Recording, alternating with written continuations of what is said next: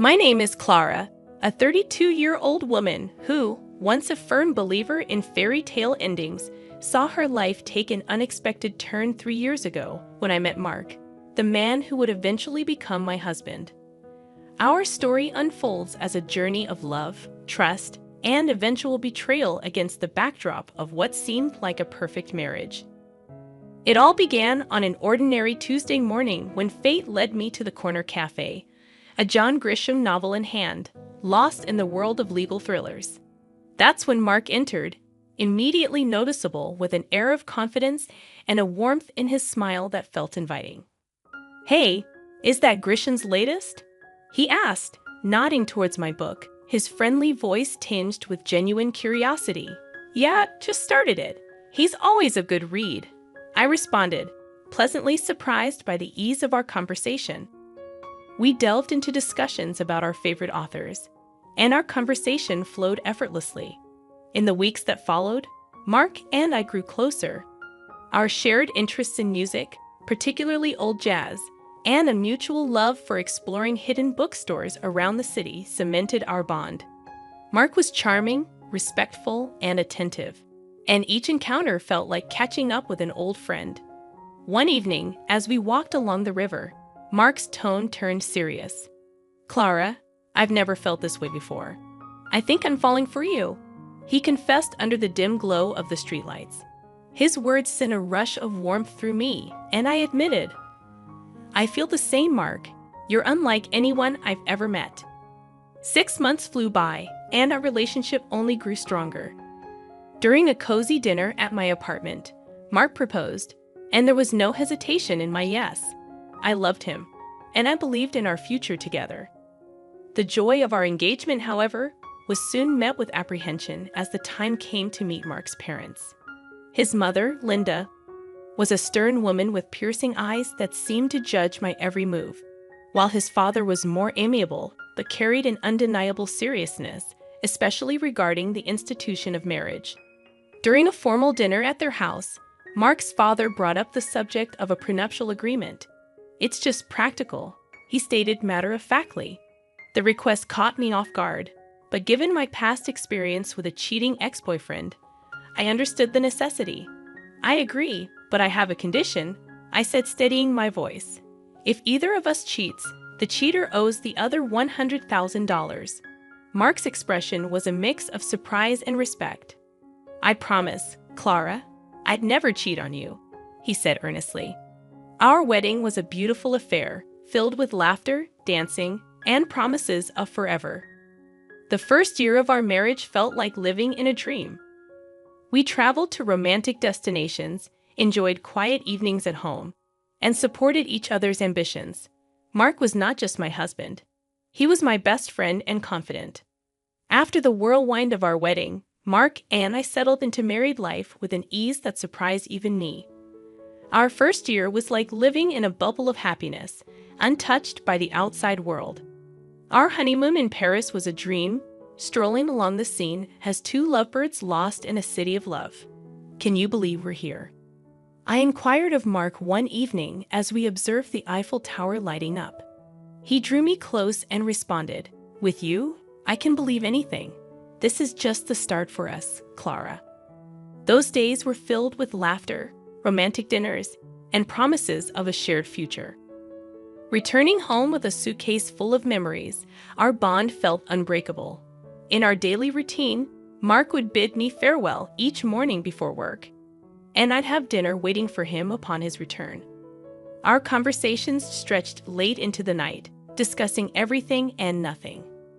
One night, while cleaning up after dinner, Mark remarked, "You know, I never thought I'd be this happy doing mundane stuff like washing dishes."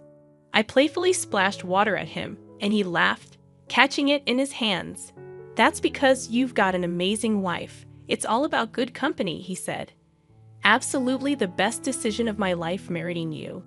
Despite the growing pressure from external expectations, particularly the anticipation of starting a family, our happiness persisted. Linda, Mark's mother, would drop not-so-subtle hints at family gatherings, asking, "So when are we going to hear some good news?" I brushed it off with a joke, but her persistence strained me over time. Mark reassured me, saying, "Don't let my mom get to you. We'll start a family when we're ready, not minutes sooner." Our first year of marriage was magical, celebrated with a quiet dinner at home. Mark surprised me with a necklace I had admired months ago. "Happy anniversary, Clara. Here's to many more years of happiness," he said, his eyes shining with love. As we cuddled on the couch that night, I felt incredibly fortunate. However, as our second year of marriage began, the pressure from Mark's family, particularly Linda, took a toll. It wasn't just about starting a family. Her criticisms infiltrated every aspect of our lives.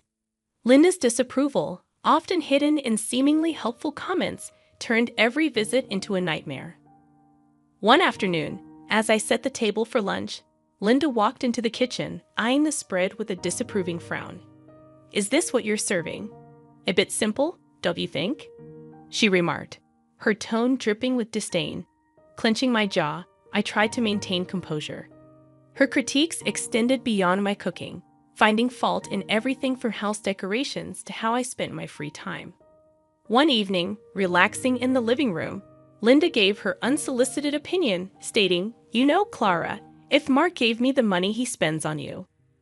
I contemplated hiring a proper cleaner and cook. Mark appeared uncomfortable, but he remained silent. His quiet response felt like a betrayal, and though seething with frustration, I managed to say, "Well, Linda, I'm doing my best here." The hurt intensified as Mark's attitude began to mirror his mother's criticisms, albeit in a more subtle manner. Following one of Linda's visits, Mark casually suggested, "Mom might have a point about the house. Maybe we should consider getting some help." A pang of hurt and frustration hit me, and I questioned, "So you think I can't handle it either?" He backpedaled, saying, "No, that's not what I meant." But the damage was done. Constant criticisms and Mark's growing detachment strained our marriage, leading to arguments over trivial matters and transforming our once easy conversations into tense exchanges. After a particularly heated argument, I found myself wondering aloud, "What happened to us, Mark? We used to be on the same team." He ran a hand through his hair, looking frustrated, and replied, "I don't know, Clara. Everything feels so complicated now." That night, I went to bed feeling lonely and misunderstood. Linda's insidious comments had invaded not only our home, but also our marriage, making me question whether the love Mark and I shared could withstand this constant barrage of negativity. As the third year of our marriage unfolded, a sense of unease settled in my heart. The once bright flame of our love seemed to flicker under the shadow of doubt and distrust. It all started with repeated phone calls from a name that kept popping up on Mark's phone, Jake.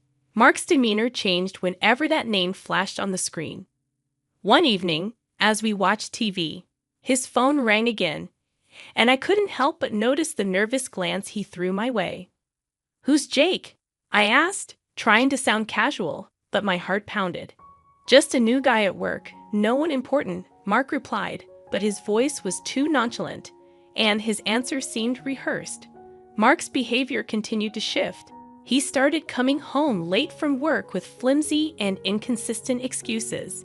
His wardrobe underwent a transformation, shifting from casual to sharply tailored suits. One night, as he prepared to leave for another late night at work, I questioned, "Working late again?" noticing his dressed-up appearance. "Yeah, big project," he said without meeting my eyes. "Don't wait up." Frustration boiled over, and I confronted him one day, saying, "This isn't like you, Mark. What's really going on?" My voice trembled with a mixture of anger and fear. Mark sighed, displaying a mix of guilt and annoyance. "I told you, it's just work. Why can't you trust me?" I shot back, "Because you're hiding something. You're never here, and when you are, it's like you're a million miles away."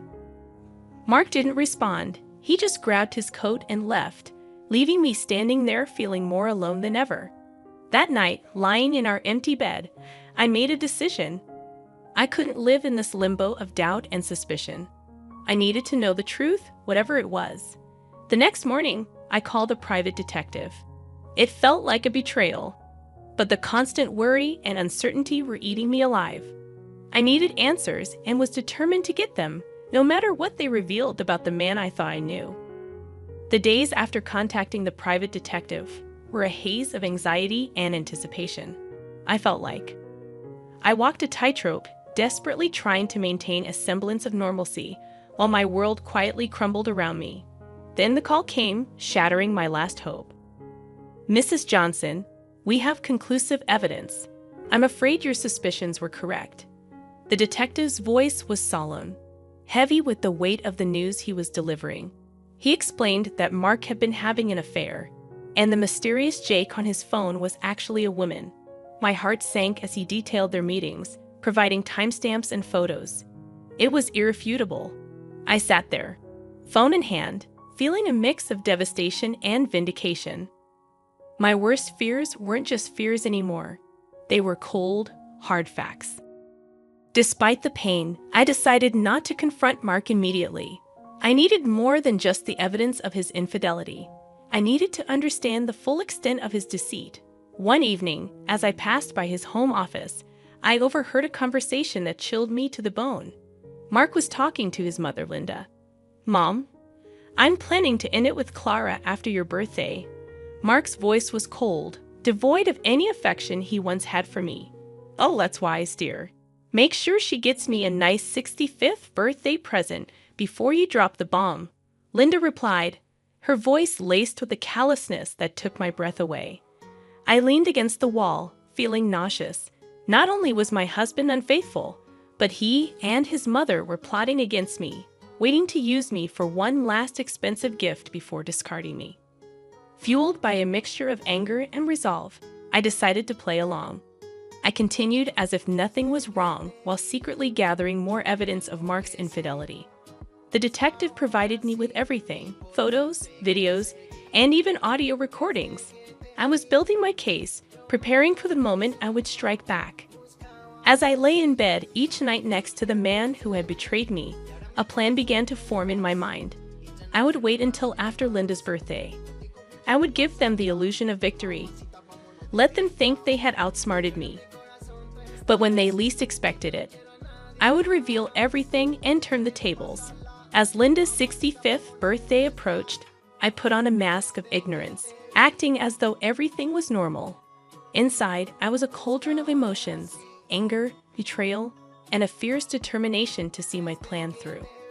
A few days before the birthday, Linda casually mentioned her upcoming celebration during a family dinner. "So, Clara, I'm expecting a grand 65th birthday. You must have planned something special for me," she said with a sly smile, clearly anticipating a lavish gift. Keeping my emotions in check, I replied with faint enthusiasm, "Of course, Linda. I've arranged a dinner at the city's most luxurious restaurant. It'll be a night to remember." Her eyes lit up with glee, not realizing the trap I was setting. "How wonderful! I can't wait. Just a small family gathering, right?" she asked. "Yes, very intimate and exclusive. Just for close family," I confirmed, my words laced with hidden irony.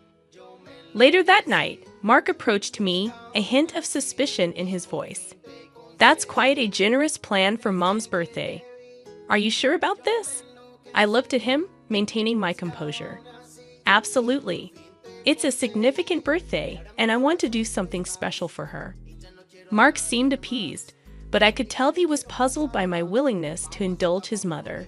As the day of the dinner drew near, I managed the final arrangements meticulously, confirming the booking under Linda's name, double-checking the guest list, and ensuring everything was in place for the grand evening. Playing the role of the dutiful wife and daughter-in-law, I concealed my true intentions beneath a facade, ready to expose the betrayal and deceit that had corroded our marriage. The night before the dinner, as I lay in bed, a twisted sense of satisfaction enveloped me. I was mere hours away from turning the tables on Mark and Linda. They believed they were using me for one last benefit before discarding me, unaware that I held the reins of the game. The evening of Linda's 65th birthday unfolded in a luxurious restaurant, every detail meticulously planned to reflect the grandeur of the occasion. While Linda reveled in the opulence, I played the part of the gracious daughter-in-law, masking my inner turmoil with a practiced smile. As the dinner drew to a close, the waiter presented the bill, a hefty $4,500. With a steady hand, I reached for my card, my heart pounding. After swiping the card, I glanced around the table, observing Linda's satisfied smirk and Mark's uneasy expression. "Thank you for such a wonderful evening, Clara. This is truly generous," Linda said, her voice dripping with insincerity. Seizing the moment, Mark leaned in with a mocking tone. "By the way, Clara, I want a divorce." His words struck me like a physical blow, but I refused to let them see my pain. Linda chimed in sharply. "Well then, I guess you should leave. This is a family gathering after all." Without a word, I stood up and left the restaurant, my dignity intact despite the turmoil inside. As I walked away, I swiftly canceled the payment on my phone and blocked the shared account, ensuring Mark couldn't cover the costs either. Back at home, I packed my belongings quickly, the finality of my actions setting in. I was leaving this chapter of my life behind, stepping into an uncertain but hopeful future. Soon, my phone erupted with calls. I answered, and Linda's voice, shrill with rage and panic, filled my ears. The payment didn't go through. The restaurant staff called the police. "What have you done?" Her words were a cacophony of anger and disbelief, but I remained silent, letting her tirade wash over me. This was their doing, their betrayal and manipulation coming back to haunt them. After hanging up, I looked around the empty house, once filled with dreams and love, now just a hollow shell. I took a deep breath, stepped out the door, and didn't look back. Their calls continued, desperate pleas for help that I no longer felt obliged to answer. I had closed that chapter of my life for good. In the end, they paid. Mark had to borrow from his parents, but I didn't care where the money came from. It was a small compensation for the betrayal, but more importantly, it was closure. Sitting in the lawyer's office, signing the last of the papers, I felt a sense of peace. The journey had been painful, full of betrayal and heartache. But I had come out stronger, more resilient. Walking out into the sunlight, I felt like a free woman ready to start anew. The future was uncertain, but it was mine to shape. After all the darkness, I finally felt like I was stepping into the light.